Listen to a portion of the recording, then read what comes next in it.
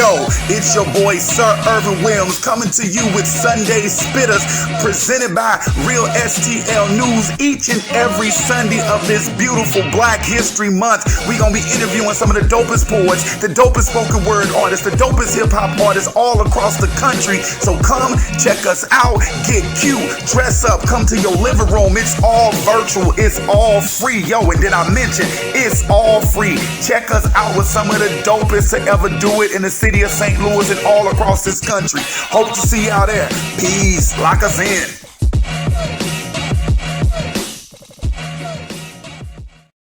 Yo, thank you for tuning in to our first episode of Sunday Spittas, hosted by your one and only Sirervinwilliams. And today's special guest, we have Lightning, we have Invisible Man, we have Sahara SistaSols, some dope spoken word artists, poets, actors, hosts, philanthropists. I mean, they do it all. So tune in, get this knowledge, get these dope poems, get these dope rhymes, and just tune in and love us. Yo, check it out. Before you leave, make sure you click that subscribe button. Make sure you share this and let's get the word out on dope people in our community doing dope stuff. Talk to you later. Your boy Sirervinwilliams. Peace.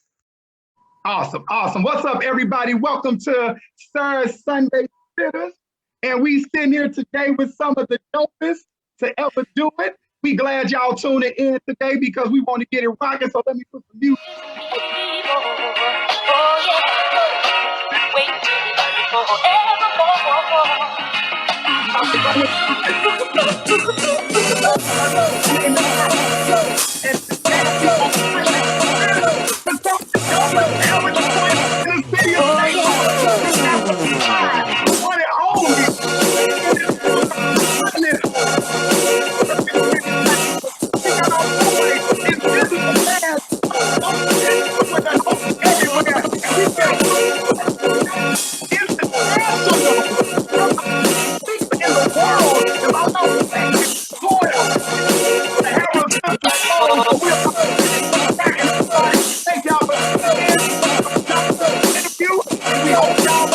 So let me go and start. I'm gonna start with everybody. First of all, what's up, everybody? Hey now.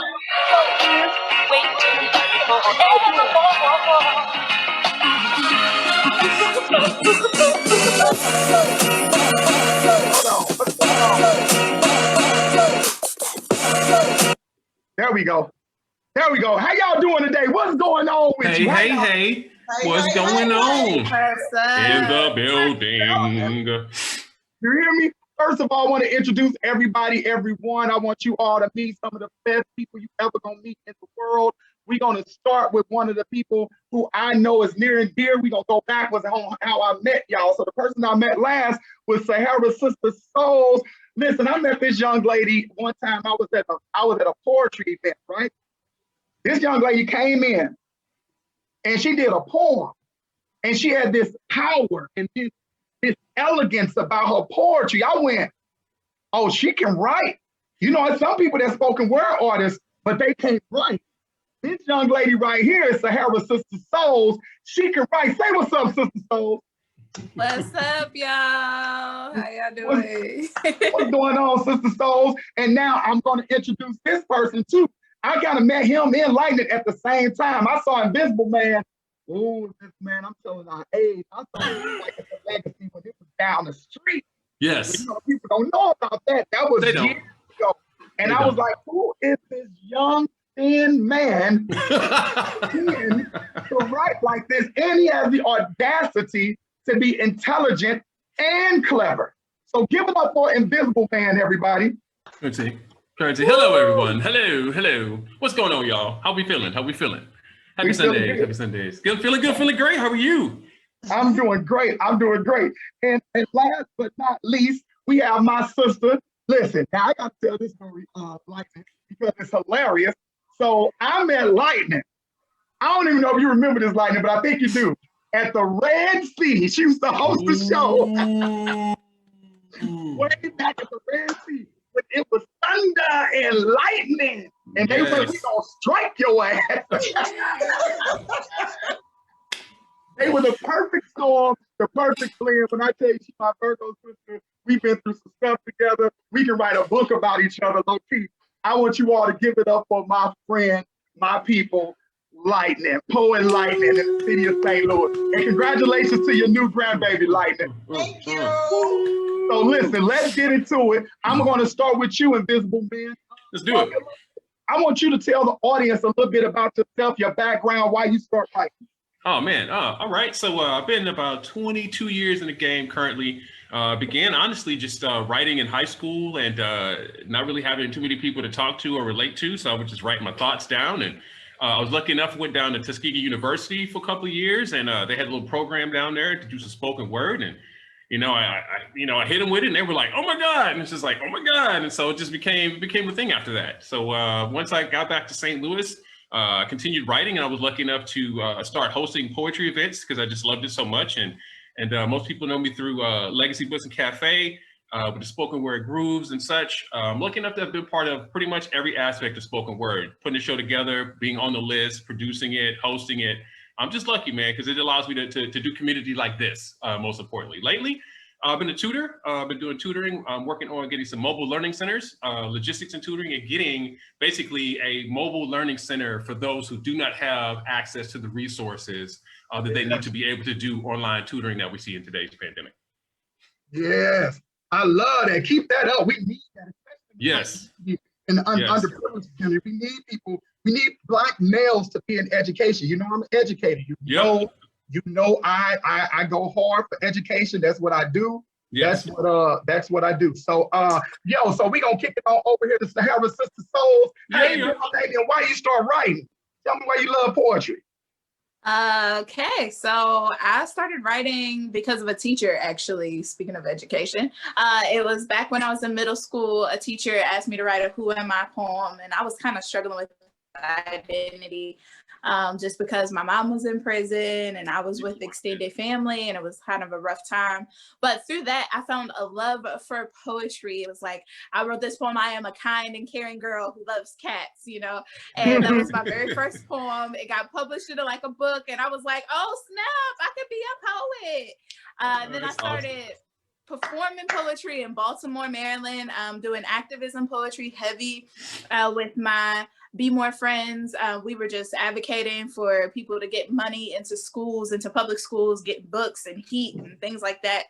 And I learned that poetry had power, and I felt like it gave me a voice. So that was all the way back in like 2003. And so I've been performing poetry ever since, that moment, and kind of just been going from there. So yeah.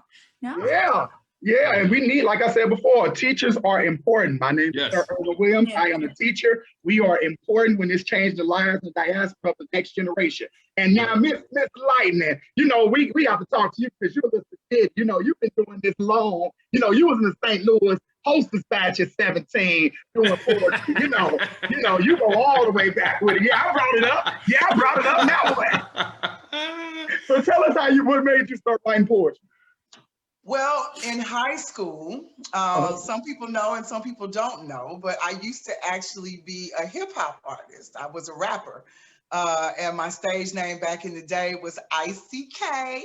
ICK.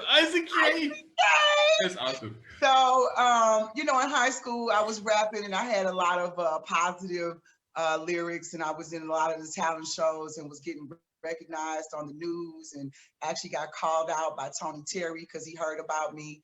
So I was doing hip hop in high school, and then when I went to college, that it was like poetry. So I was like, oh well, I think I can do poetry because I'm and me, and like you brought up Thunder and Lightning. So me, that my best friend at the time, she used to write poetry, and I started writing poetry. So we used to perform for these brothers that had a catering business. We would go over there every Sunday and just perform. And they like, you all are cold. Like, you all need to go to some of these open mics. And we were like, we don't have a name. Like, what we gonna do? Go Christy and Kim? And they like, no. So you waiting on a name? And he was like, well, I'm naming you right now. Y'all Thunder and Lightning. And it just really stuck. It really stuck with our personalities and our performance, how we performed. And it was that, so we went out, we hit the scene as Thunder and Lightning, and lightning is still here and thunder's still out there too, you know, so that's where it all began.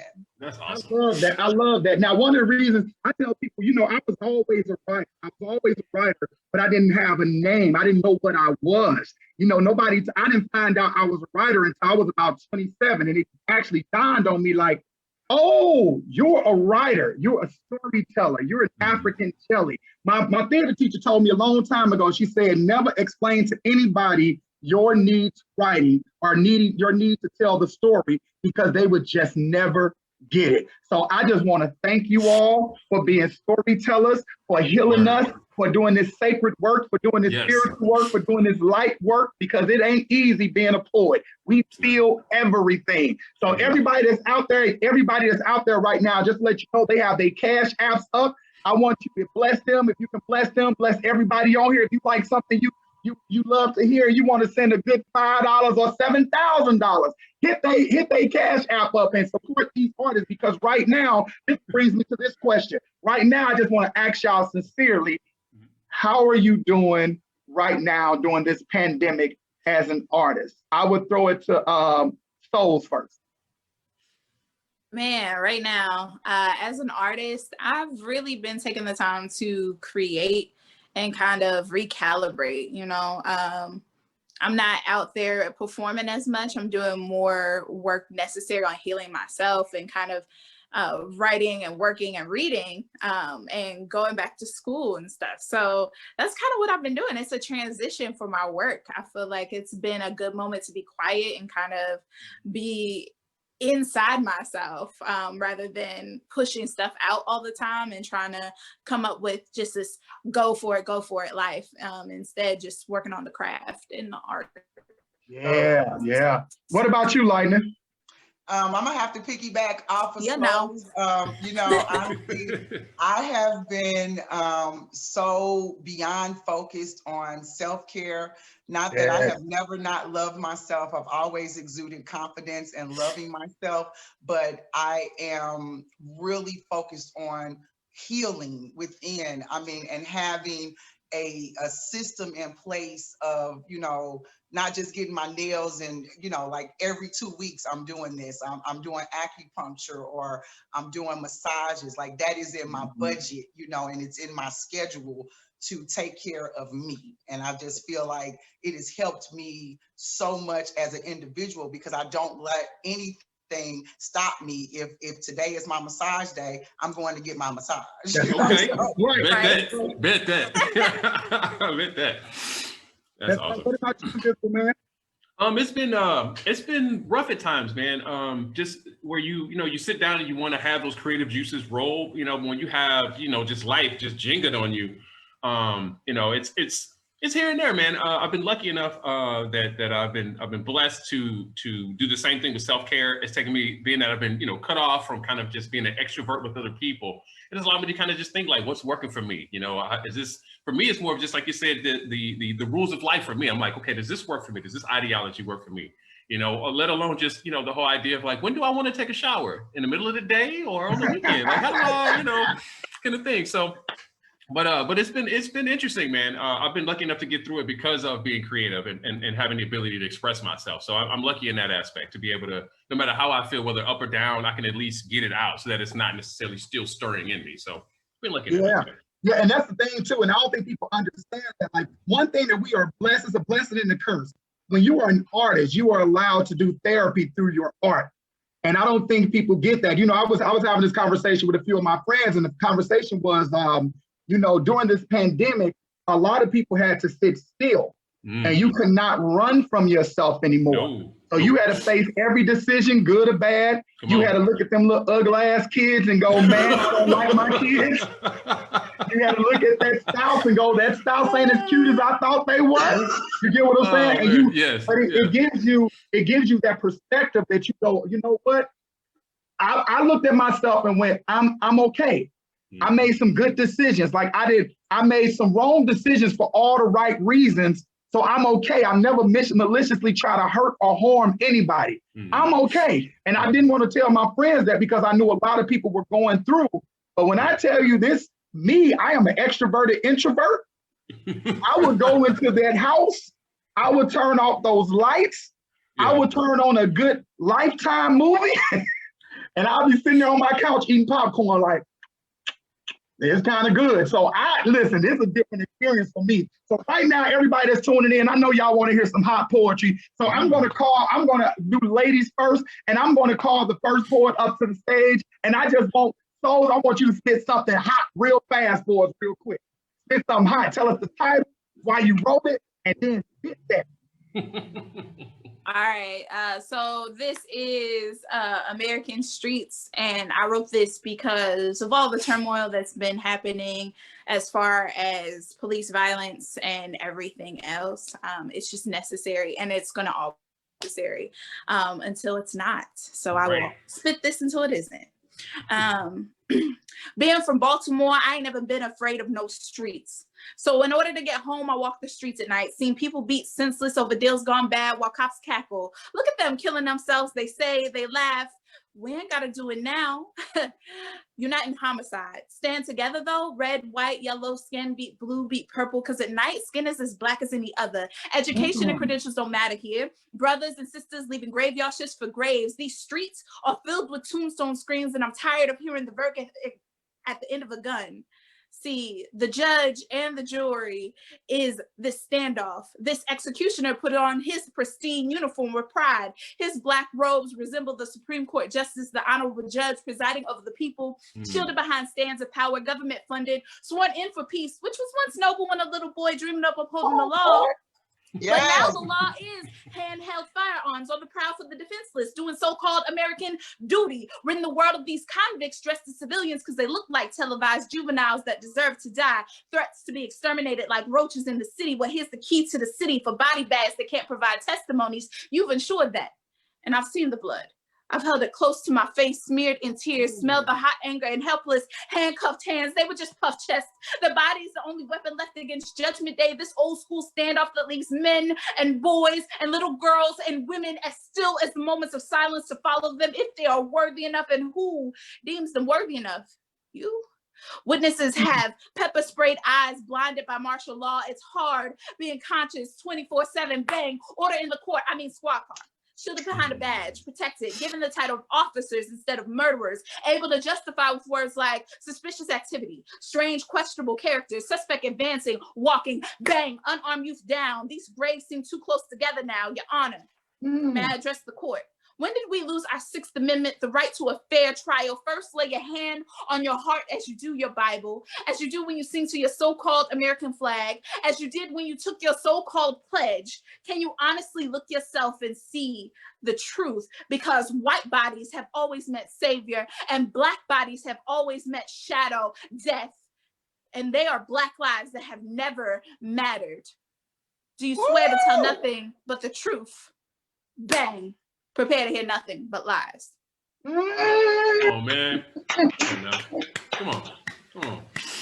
Come on, dog. Oh, Souls. Souls. No, you got it right. Let me tell you something. Let me tell you something, Souls. First of all, I caught that line, pepper sprayed with martial law. That is ridiculous. Like, yo, man.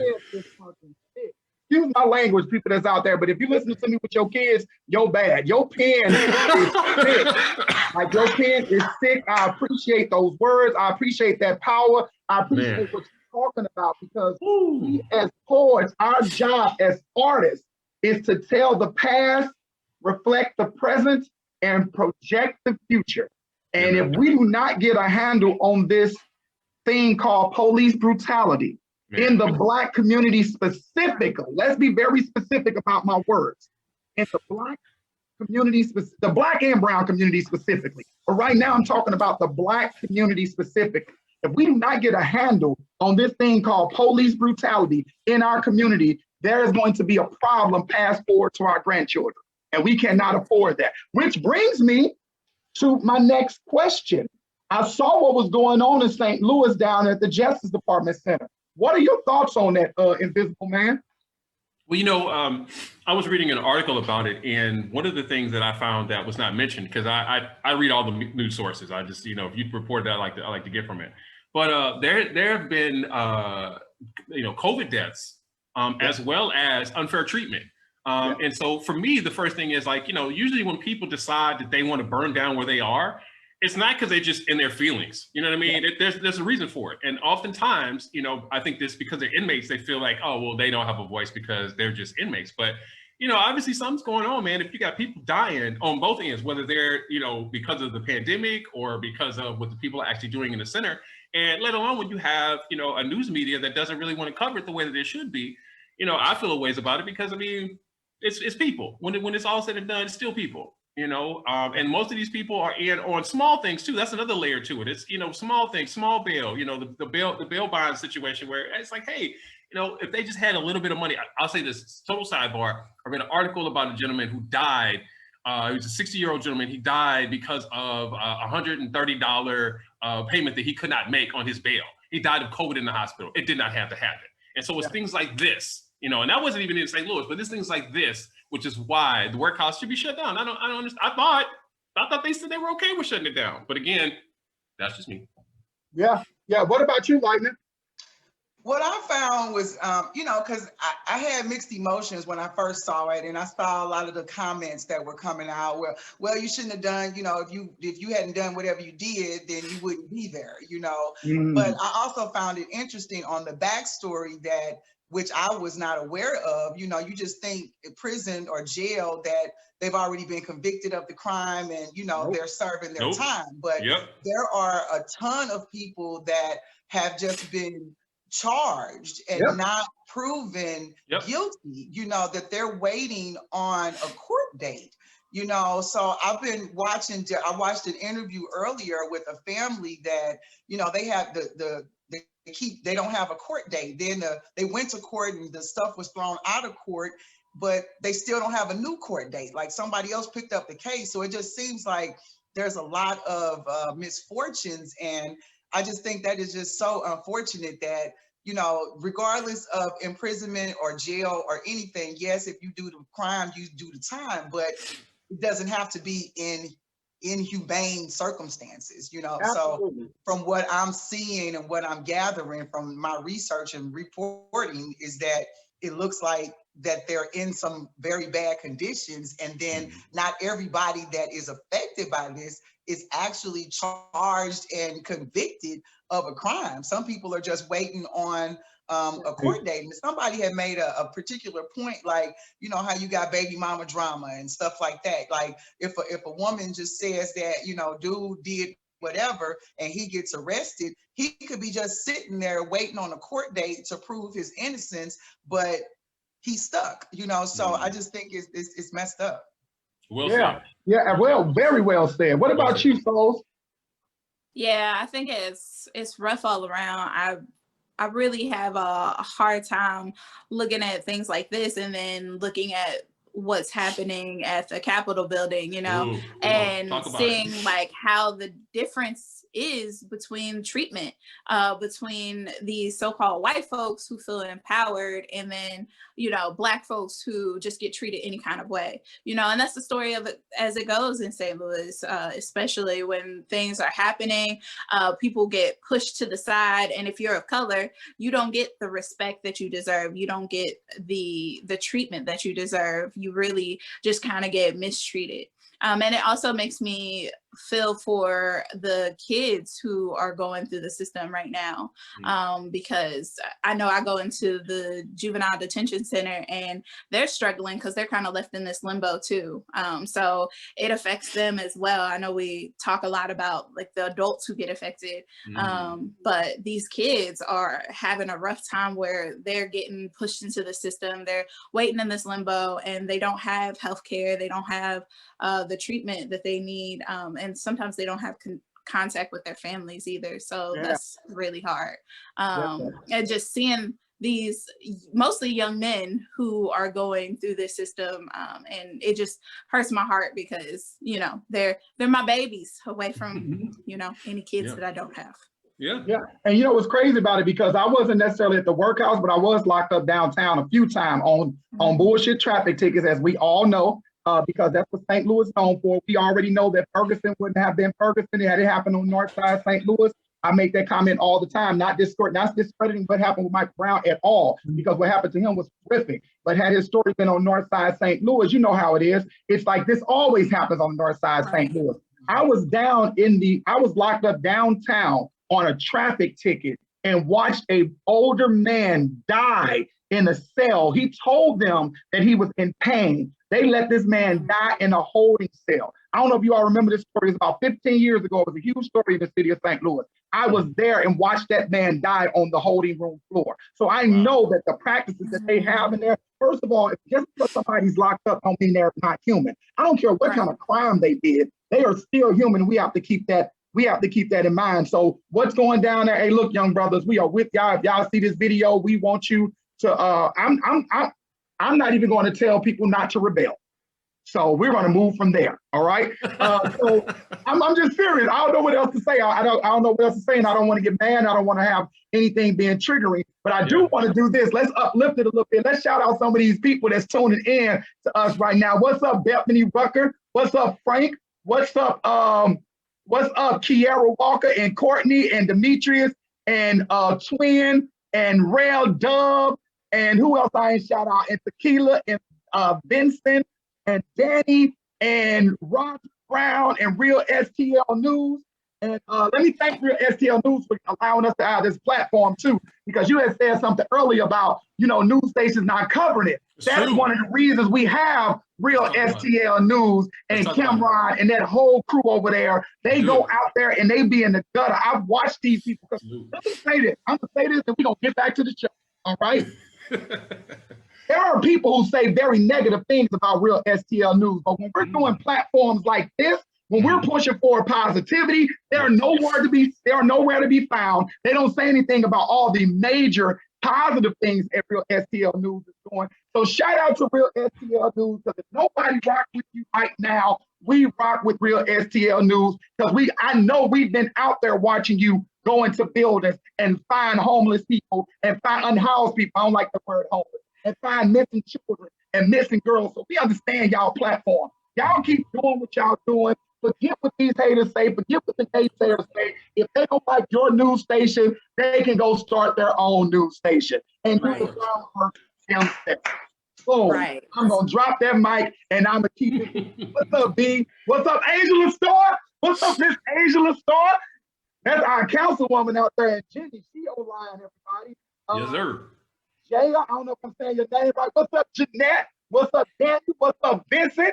We got a lot of people here that we personally know, Dom, which is dope. Okay, so we gonna move on. With that being said, I want to hear more.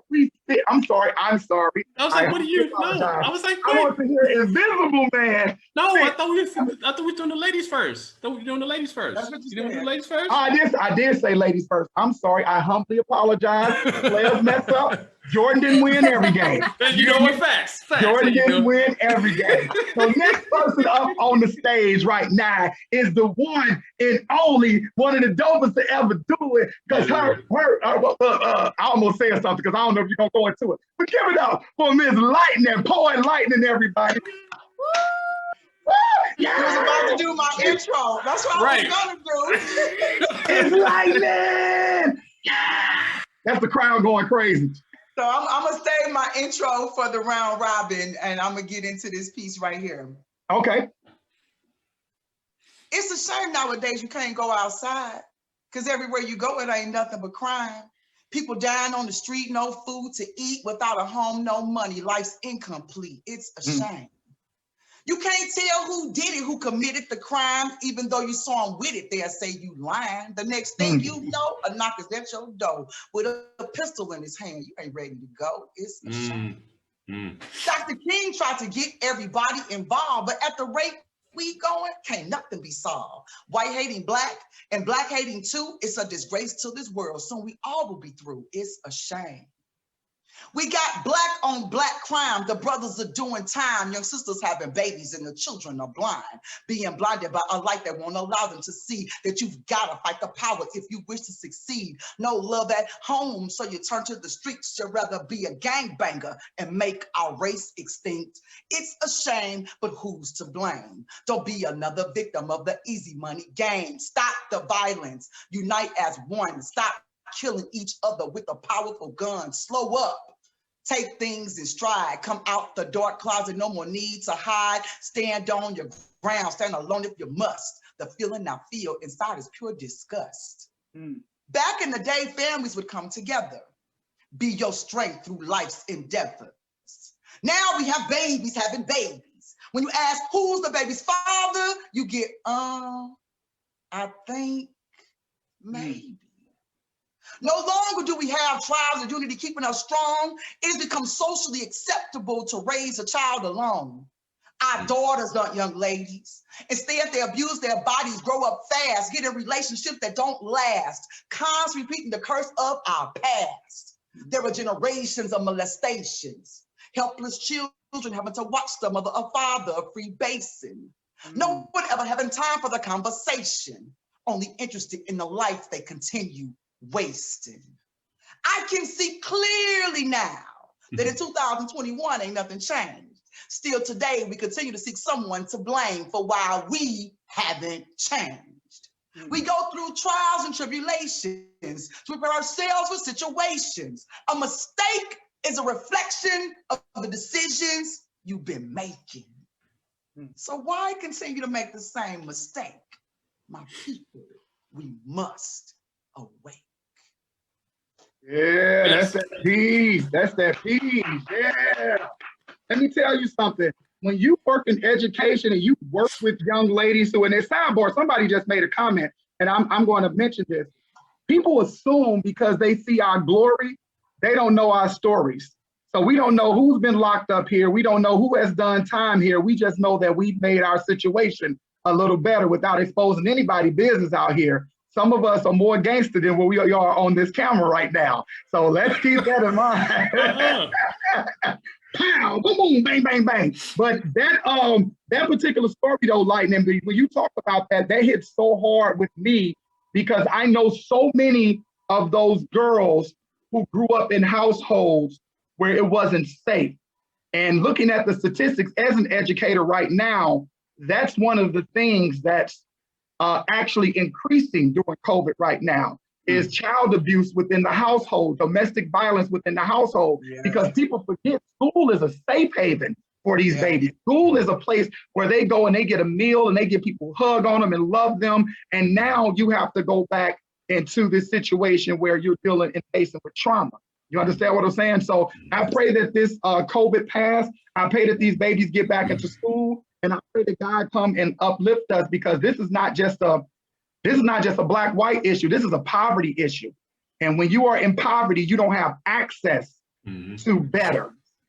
Am I making any sense? Yes. Oh, yeah. Yeah. The piece always makes me reflect. So I'm going to go to this. I want to uplift it just a little bit, and I want to ask. Yes. I'm sorry, I was over there. So I want to get back to this a little bit, and I'm going to ask you all, what is some advice you wish somebody would have given you when you were younger? We're going to start with you, Mr. Invisible Man. What is some advice you wish people would have given you when you were younger? I would say one, just financial literacy. You know, just be aware of money and how that works in the world, if you will.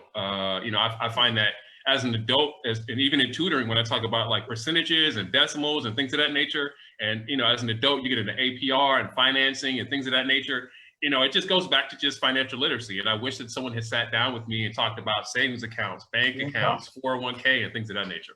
Yep. IRAs, things of that nature. Right. Money market accounts, all kind of stuff. Oh yeah. Yeah. Yeah. What about you, Lightning? What about you, Lightning? Can you hear us? Lightning, can you hear us? Lightning, can you hear us? Hello, can you hear me? Slightly. You kind of faint. I guess you did. We gonna go to Souls while you get the technical difficulties together. What about you, Souls? Oh, there you go. There you go. All right. Tell them stop calling you. You are on Zoom right now. I did do not disturb. I don't know. But I totally agree with Invisible Man, you know, with definitely teaching credit, you know, learning to, you know, because I've gone, it's like been a roller coaster, you know. So when, you know, I started off like super superb credit and then messed it up, you know, and then now I brought it all the way back, you know. So just learning, definitely focusing on financial literacy and knowing how to obtain credit and keep credit and use credit and paying attention to your credit utilization and all of that, just being fully aware. And I totally appreciate having home ec. You know, they don't have home ec in school anymore, because that taught you how to, you know, take biscuits and make pretzels and stuff. You know, you learn how to cook little stuff, you know, and now they don't have that, you know. So that's definitely was a great thing. Yeah. What about you, Souls? Man, credit, yes, I agree. Also, I don't know, I lost my mom when I was really young. So I think just the process of being an adult was really hard transition. And I could leave these jewels alone is what I could tell my younger self, and just focus on what I need to do rather than taking that time to explore those things that are unhealthy for me. But I wish I would have also known just how to be an adult, how to do credit, how to sign up for apartments, how to just have that process of adulthood where you don't need to do all these things. And what you should care about is making sure you're good, you know, roof, food, and clothing, you know, rather than anything else. I feel like I'm adjusting now and I'm stable, but I feel like my 20s were not. Definitely understand that. And that mine was totally reversed, because in my 20s, I was extremely responsible. And I think that's what happened. When I turned 30, I started wilding out, because I was 17, 3-bedroom, 2-bathroom house, working 3 jobs, trying to go back to school. I was extremely responsible. I wish somebody would have told me that you are enough in every room you walk in, no matter what other people think. Come on now. Understand what I'm saying? Like, you are enough. And you can communicate and stand up for yourself, and you can show your feelings, and you can do all of that as a Black boy. You can be upset when you need to be upset. You can be angry when you need to be angry. You can cry when you need to cry. If somebody would have told me that, it would have unhardened this shell that I developed as a young man, because I was hard. I was hard, and my mouth was slick and cut. And survival tactic. And didn't know that exactly. I did not know. I wish somebody would have told me that I was in survival mode as a young man. If somebody would have told me that, it would have been like, oh, that's what it is. You're in survival mode right now. So let's get to Invisible Man, since he want to check me on Spitta Sunday. You know, let's get Invisible Man. Invisible Man, I want you to spit a form for us real quick. Go and spit some for us. Done. This is entitled "Get Ready, Get Set" from my latest book, Contents May Settle. What's the name of the book again? Contents May Settle. And where can they find that? On the Amazons. On the Amazons? Okay. Put it in your cart. Just put it in your cart. Put it in your cart. It's so good, y'all. All right. So thank you. Okay, let me do this. All right. Get ready, get set. Get your baby hair in plaits. Get your baby a nickname like Lil Man, Lil Bit, and Ray Ray. Get some penny candy. Get grandma a pack and a fifth. Get grandma back her change. Get caught running through the house. Get caught on that plastic runner. Get caught flying through the house. Get that switch. Get outside, stay outside. Get that stick to draw in the dirt. Get that gainer off the stacked mattresses. Get on from around here. Get your feet off the table. Get in them play clothes. Get fresh on layaway. Get brown in the sunshine. Get in line at the bell. Get your milk money ready. Get your free lunch ticket ready. Get called nigga in the 4th grade. Get your scholastic book order ready. Get your free pizza party. Get used to that government cheese. Get a butter knife through that government cheese. Get a slice in that bologna bubble. Get a 40-yard start when you hear the bomb pop bell. Get barrettes in your hair so I hear you running up. Get barrette marks across your forehead from running up. Get blood, get a body, get treated differently, get molested, get over it. Get over it, get godlike, get God, get Allah, get Yahshua, get Jehovah, get Jesus, get colonized, get raised on church, get the Holy Ghost, get baptized, get gay, get judged, get ostracized, get a choir director, get silent. Get called white boy. Get called boy. Get through the crack era. Get through the gang era. Get back. Get black. Get learnt. Get degrees. Get told, nigga, please. Get out. Get to work on time. Get asked to smile. Get told to smile. Get on with that. Get called a bitch. Get mad anyway. Get less pay. Get to saving the world. Get more pressure. Get promoted over. Get hired for your brain. Get fired for your skin. Get got. Get gaffled. Get off. Get used to the jaw drop, get copied, get mimicked, get to see your old trends be new, get used to the stare, get used to the unawares, get used to the superpowers. Get your hand on my pocket. Get shot and killed by police. Get video evidence, get witnesses, get a trial, get put on trial, get a mistrial, get choked out, get shot in the back, get hung in the cell, get shot on the playground, get shot in your living room, get shot in your church, in your car, at the gas station, walking down the street, at the tram station, get antagonized, get tear gassed, get terrorized, get chastised for responding, for protecting, for protesting, get to marching, get to boycotting, get ignored, get on one knee, get everybody upset, get white people in their feelings, get white people out your hair, get it, get violent, get attention, get to hear their private thoughts in public, get gentrified, get paranoid, get creative, get mobilized, get even more, get ready, get set. That's yes, come on. Thank you. Come on, Invisible, man. That is such a powerful poem. It reminds me of this poem I have called The Bans on Black Boys. Like, you hear all of these things being told to Black people like that. Get on, get shot in the back, get murdered on television, get hung in your jail cell. Yeah, nobody's upset, but get on one knee. Well, that's it. On one knee. That's it. And it's just, now we got problems. Yeah, man. Now we got problems. Yeah. Let me tell y'all don't know how much, I invited you all to the show, and I thank you all for coming to the show, but y'all don't know how much you are filling my cup right now, and how much you are filling other people's cup right now. Y'all don't know how much of a blessing you are being to other people right now, because people don't know that poetry is therapy. And if you never went to therapy, you don't understand how poetry is therapy for us. Boy, we write. Listen, everybody that's listening right now, we write to save us. Let me say that again. We write to save us.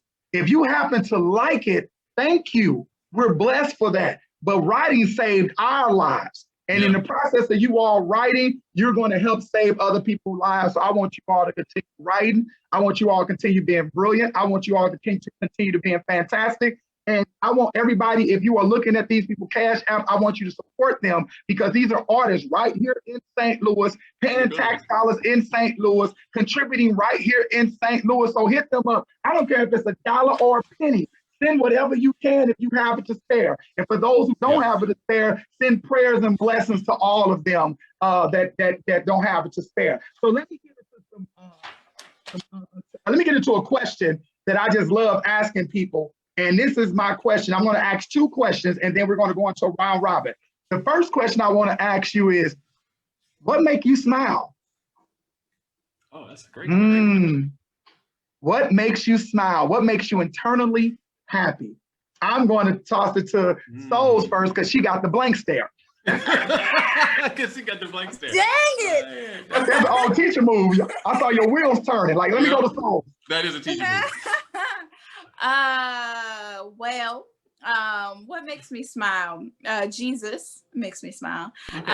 Also, breaking generational curses really makes me smile. I feel like at the moment, I feel like I'm on a journey of ending things that have been in my family for a very, very long time. And I'm at a point where I am breaking those things. And it's difficult, it's hard, but it really makes me happy, because I'm like, yes, the sacrifices, the prayers that my grandmother did, my great grandmother, all the way back to our original roots, is paying off with me. So, just that really makes me smile over everything, as well as just knowing that God has got me despite anything. And if anything couldn't kill me by now, the world's in trouble. So we're good. And that remind me of Maya Angelou's poem, I am the hope and the dream of the slave. Hope and the wish of the slave. That is important. We are here because of prayers long forgotten. We're not even talking about our Say mothers' that. prayers. We're talking about our Say grandmothers and our great-grandfathers and Say that. coming over in the middle passage, our warriors, our kings and queens. We are here because of prayers long forgotten, but they're answered. So thank you for that answer. All right, what about you, invisible man? Oh man, what makes me smile? You know what? I'll say this: when I'm helping someone and they get that light bulb moment. Yeah. You know, like I had a student one time, I went over to help them and he like stiff armed me. He was like, "No, let me get it." I was like, you know what? That's what I want to see. Yeah. You know, I want to see you be like, you know what? I don't need you anymore. So seeing people with the light bulb, lately my thing is just seeing any Black people prosper.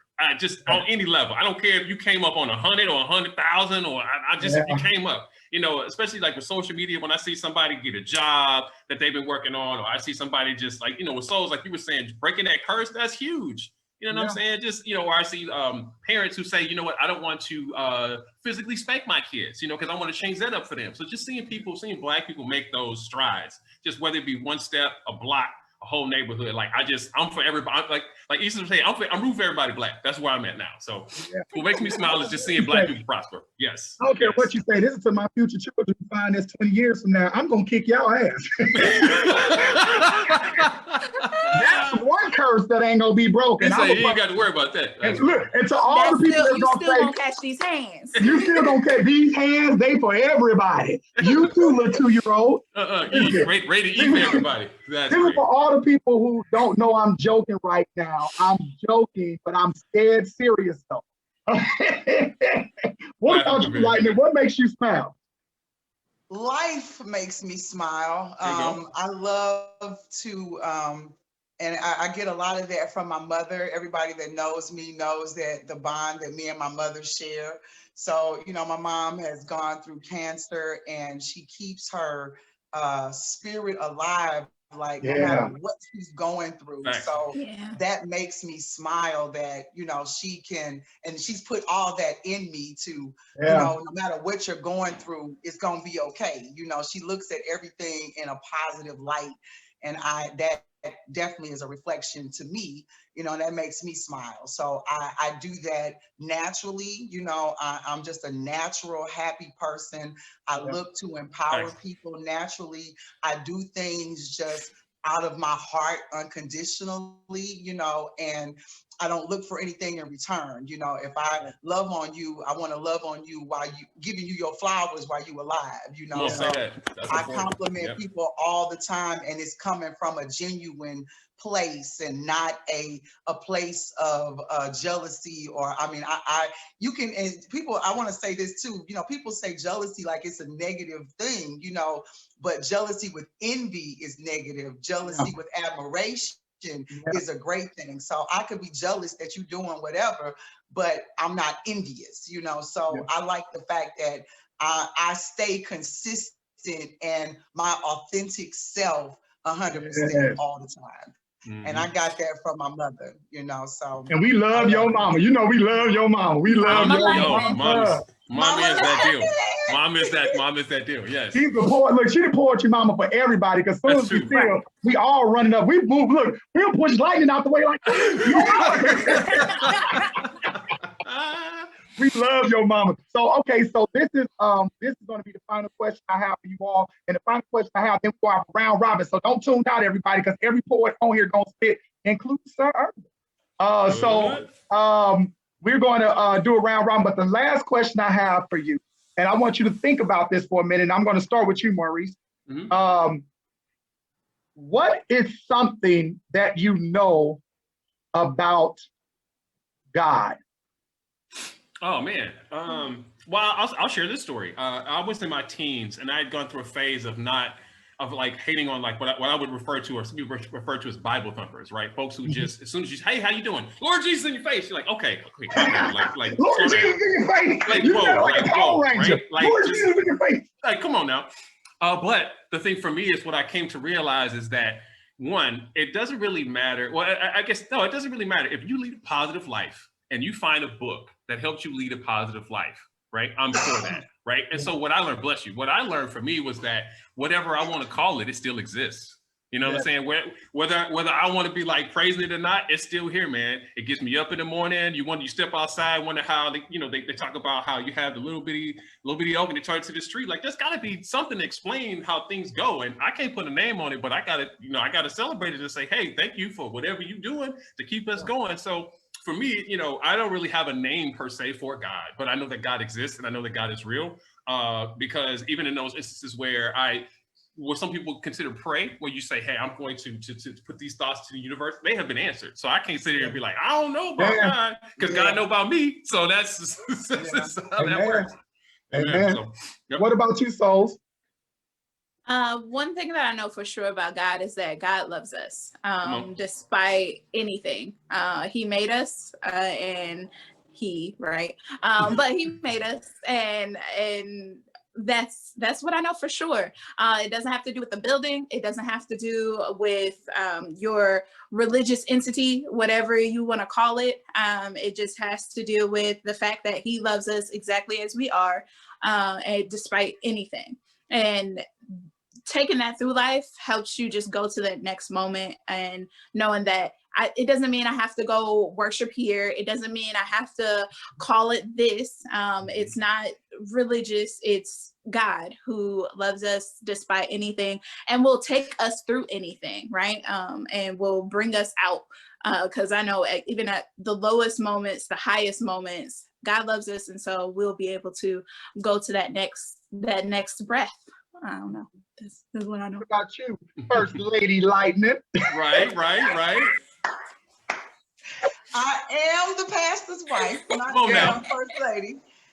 So, I really know for a fact that God is real because, and I look at it more of it's in us, the God is within you, your intuition, because just like Invisible Man stated, you can speak some things, you can think things, and a lot of people say, well, I put it in the universe, and you have to be cognitive and conscientious of those messages as they come back, because some people, you can ask for certain things and you can pray for certain things, and then a random stranger will just come up to you and say blah blah blah, and you like, what made you say that, or you don't even know me, where'd that come from, and that's the real, and it works both ways, because I remember before I got married, I was one of them single for life. I'm single for life.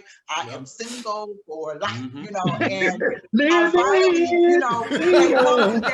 I had come to the decision that, okay, I'm ready for a relationship. Like I'm ready. I'm ready.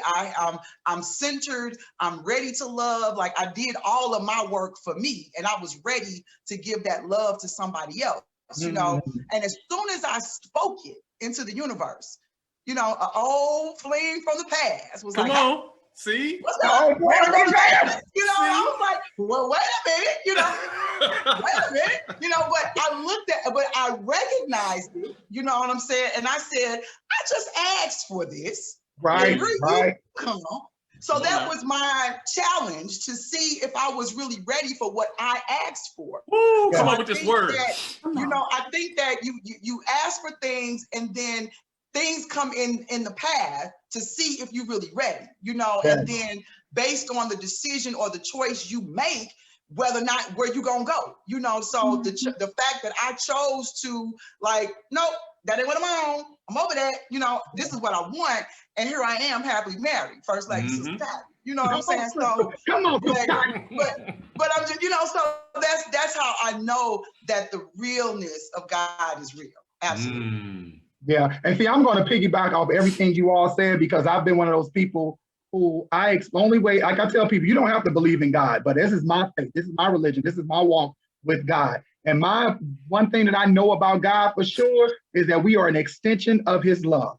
And to be that, and to know that he breathed life into you, and you have a smidget of God's power in you. I always tell people that the image was created, but the breath of life was breathed into you. So you have that. So when you speak, words have power. That's why it's so important for us poets to know that we cannot just be throwing bull crap out there in the universe, because words have power.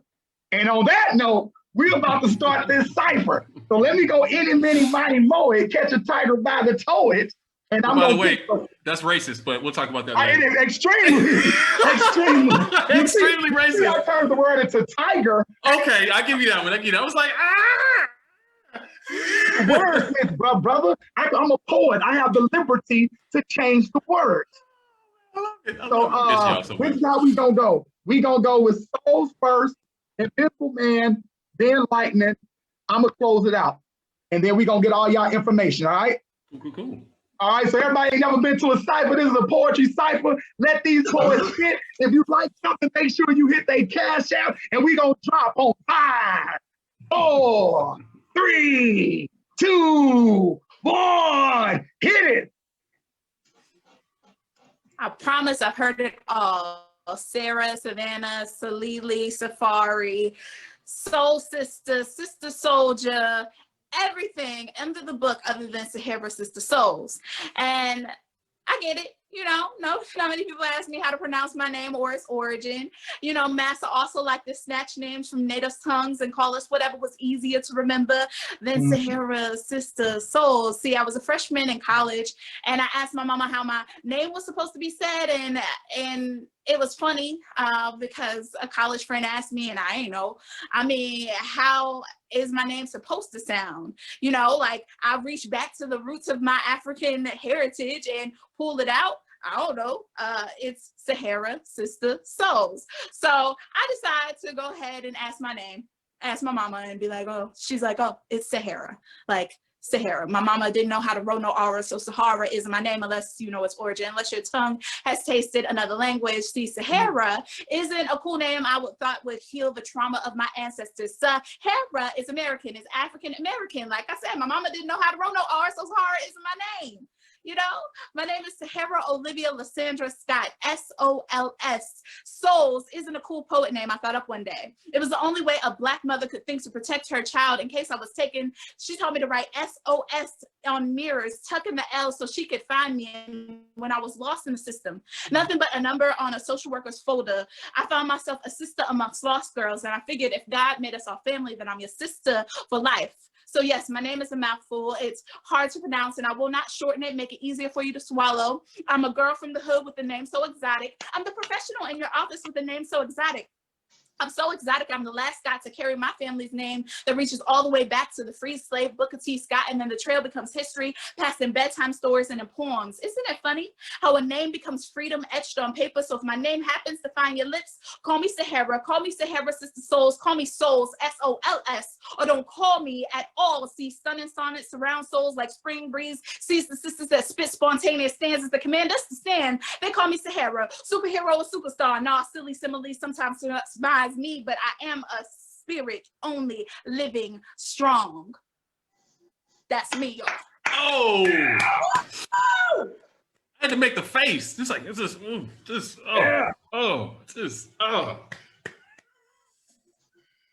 go, Invisible Man. See that anger you feel? Swallow that. See that wrath you feel? Swallow that. See that need for answers? Quell that. See that need for justice? Erase that. See that need to be heard? Swallow that. See that outrage you feel? Smash that. See that unjust practice? Ignore that. We are full of forgotten families, of undocumented and documented incidents. We are full of distrust, cynicism, systemic situations. We are full of rampant misuse of power, of neglect. We are full of promises and no follow through. This fire in your belly, it is retribution, vengeance, the need not to make things right, but even. The fire in your throat is not acid reflux, it is a system rejecting a system. The burn is from years, moments, inference, like a crock pot for consistent coincidences for every moment of, because I need this job, because I just got this job, because I just got these kids, because they won't believe I didn't start it, because I'm better than this. But I don't want to be known as the violent Black person because I'm the only Black person, because the allegations will weigh more than the truth. See that anger you feel? Swallow that. See that need for answers? Quell that. See that unjust practice? Ignore that. See, the only thing transparent is their need to slaughter anybody, anything they can't control by lock and by cage, by law and by legislation, by bullet and by bag, by misdirection and by media. My advice, you could drink this white stuff or drink this white soda, but give it a few. Give it time. It'll pass. Don't embarrass yourself. Keep it down. Keep it down. Keep it down. Just let it die down. Just let it die down. Just let it die down. Just let it die. Die down. Die down. Die. Just die. Yep. Yes.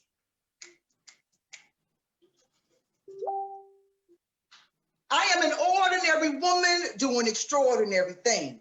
Yes. You can call me thick with it, sick with it, but don't forget, I give birth to babies, turn girls into ladies and boys to men. I am the epitome of strength. My arms have carried loads while my shoulders held the burdens.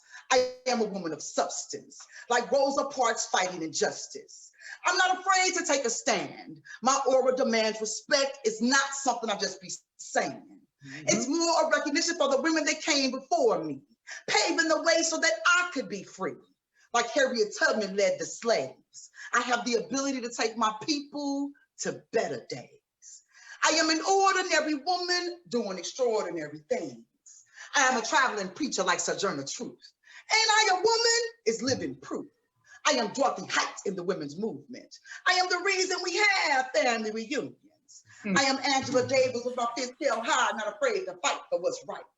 I am a little warrior like Willie Barrow. I am an activist and writer like Maya Angelou. I am Phyllis Wheatley, a poet extraordinaire. I am an educator like Ida B. Wells. I am Maria Stewart, speaking to the masses, advocating equality. I am the first minority in authority, Constance Baker Motley. I am Patricia Harris, first represent us in government. I am Daisy Bates, playing an intricate part to integrate schools. I am Mary McLeod Bethune. I am Madam C.J. Walker, creating products for your hair. I am the first woman of color to become a millionaire. I am an ordinary woman doing extraordinary things. I am Cicely Tyson, playing the role of Miss Jane Pittman, but my stories are not fiction.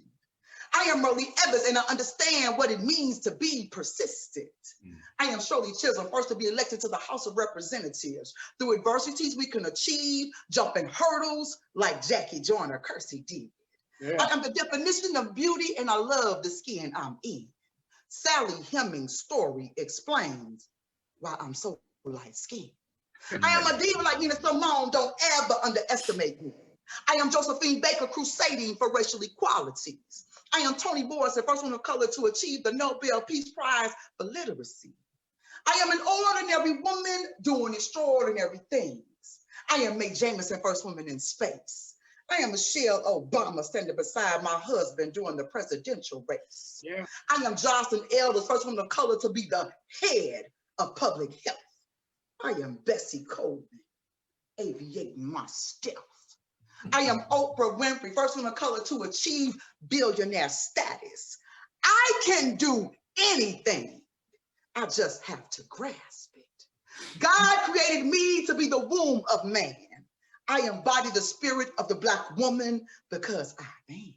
Yeah. An ordinary woman doing extraordinary things. So the next time you hear me say my aura demands respect, stand, please. Yeah. Oh, let me stand up then. Hold on. Let me just, Yes. So I would be remiss to do a poetry show and not show that I'm a poet as well. So I'm gonna go and do a poem, and we gonna get on up out of here. All right. All right. All right. You ask me what I stand for, and I tell you no lies. Ask me what I stand for, and I tell you no lies. Ask me what I stand for, and I tell you no lies. Ask me what I stand for, and I tell you no lies. I stand for generations of Black men who came to America before me, never had the chance to see an educated, sophisticated brother walking around St. Louis just like me. I stand for civilizations that have been lost in history books, stolen by crooks, profited by thieves that hung strange fruit from trees. I stand for George Washington Carver's inventions and Frederick Douglass's speeches and Harriet Tubman's struggles and Booker T. Washington's hustle. I stand for my mother's mothers and my mother's mother's mothers who bore sisters and brothers and kings and queens who look and act just like me and had wisdom stored upon the difficult spelling names just like me. I stand for a black man that had to be bound in chains from the hands to the feet And as the original name of their ancestors dragged through the dirt of their own earth, I stand. I stand for Black men who have been beaten, Black women who have been raped, Black children who have been mutilated, but Black children who kept their faith. I stand. I stand for civilizations that have been lost in history books, stolen by crooks, profited by thieves, and hung strange fruit from trees. I stand. See, you ask me what I stand for, and I tell you no lies. You ask me what I stand for, and I tell you no lies. You ask me what I stand for, and I tell you no lies. I stand for that educated Black man with his Black plans and his cool walk and his jive talk, nigga. I stand. I stand for the feathers in Marcus Garvey's helmet. I say you all don't hear me. I stand for the red, green, and yellow feathers in Marcus Garvey's helmet. So when the Hurston always thirst and wonder why their eyes were watching God. Thanks to you writing more just simple poetry than my mind could ever fathom. And Maya Angelou being the true definition of a Black, strong, surviving, phenomenal woman. I stand for anti-gang wars and mom and pop stores and even those nappy-headed Zulu Black monkey babies that had to get turned, that drove us crazy. I stand for give me a 5 on the Black hand side. And once you go Black, you can never go back. And fried chicken at a family reunion and even that electrified and grandma who always gets the party started. I stand for Black cats, Black monkey, Black coon, Black gorillas, Black cracks who can break your mama's back. Yes, I stand for Black love, Black power, Black nation. But most of all, Mr. Reporter, Black Jesus. Most of all, Mr. Reporter, Black Jesus. Most of all, Mr. Reporter, Black Joshua. So you asked me what I stand for and why I stood so long because my legs were as long as time and my back was as wide as the ocean. My hands were as free as the sky. But yet I stood and yet I am standing and I will be standing tomorrow with the tears of mutilated children under my feet. And I will be standing tomorrow with the sweat and blood of my ancestors rolling down my back. And I will be standing tomorrow until I do hear those so-called freedom bells ring. So don't you ask me what I stand for. Don't you ask me why am I standing. Mr. Reporter, Real STL News, Sunday Spittas. A better question you need to ask me is, nigga, would you like to have a seat? That's that piece. All right. Now I will be remiss. I want to be remiss because I have to take a moment of silence for Miss Cicely Tyson. We lost her in the last 2 weeks, and I do not want to get through my first show without this powerful woman. So I want to give respect to the queen of all things art, Miss Cicely Tyson. Can we take a moment of silence for her, please?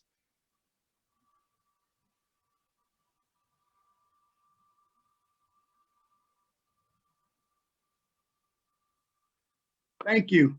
Thank you so much. I want to thank my special guest. I want to thank Invisible Man. I want to thank SistaSols, and I want to thank Poet Lightning. Before we leave, I want to make sure SistaSols and Invisible Man put y'all books up there so people can go publish them.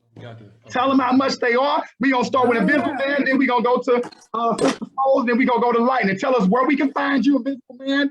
Where can we find your product? Where can we find you on social media? There we go. So we got Conscience May Settle is the book here. You can find it on Amazon, if you will. That's the best way because everybody's got the carts and such. What? Oh, okay. Just talking. I was like, what's happening back there? Lightning turned into a mama. I know, right? I was like, what happened? And you know me, you hear mama voice, you just stop doing. It don't matter what you're doing. You just stop. What? Who said? Oh, that ain't me. Okay, she ain't talking to me. Okay. Go back, Invisible Man. Make sure you put that out there again. I'm sorry. I know. No, it's good. We got Conscience May Settle is the name of the book. Okay. And again, if you search my name, Maurice Minor here, on Amazon, you'll be able to find those books. All right. Thank you so much, Mr. Maurice Minor. And what about you, SistaSols? All right, so mine is my last words, ... not really, because I'm still here, y'all. But it can be found on Amazon. It is, it's there. If you search Sahara SistaSols, if you put in my last words, ... not really, is there. You could also go on SaharaSistaSols.com and find a link to things. You can also go to my YouTube, Come on now. SistaSols, any of those things. I have a bunch of things, yeah. All right. And what about you, Lightning? What you got going on? How people can find you? Apologize for the outburst. I didn't realize I wasn't on unmute. Oh, man. Mama life. That's great. I'm actually in the process of working on my book, so that will be coming out not soon. We don't know. It's coming. It's coming. Okay. It's coming. Okay. My husband specifically bought me a laptop for Christmas this year. And was like, come on, support me. Come on, so it is in the works. So I have started writing, so it's yeah. But you can find me on all of social media platforms, Poet Lightning. Just remember LIGHTNING, Lightning without an E. On Instagram, I am lightning_strikes2 because I do strike twice. So yeah. Yeah. So y'all make sure y'all follow these people. Make sure you stop. I'm going to put the link in at the bottom. This is my personal hoodie called What You're Not Gonna Do. Make sure you stop by and get these hoodies. And make sure you support these amazing artists. You can find me at Sirervinwilliams on all media, all platforms, YouTube, Instagram, Facebook. I'm even on TikTok now. I've been ticking with the talkers. What? So Okay. we gonna thank you all once again. We like to thank Real STL for giving us the platform to produce these amazing artists. We want to thank them in advance for presenting this, and we want to say happy Black History to every single person that's out there. We love you all. Thank you all so much for doing my first show. You all are amazing. All right. Thank you. Thank you. Thank you, man. Thanks for having us. No problem. Peace. Make sure you click the subscribe button because we need more listeners. And make sure you click that subscribe button because we need more sponsors. The bigger the sponsors, the bigger the guests, the bigger the host, and the bigger the best. I don't know what I'm saying, y'all. Just click that subscribe button. I'll talk to y'all later. Peace. Thanks for tuning in to Sir's Sunday Spittas, hosted by Sirervinwilliams. I'll talk to you all later. Next week, guests, we're going to have a hot list. We're going to have knowledge. We're going to have Queen Mocha Latte, Happy, and the one and only Bobby Free, the artist. Tune in and big us up. Peace.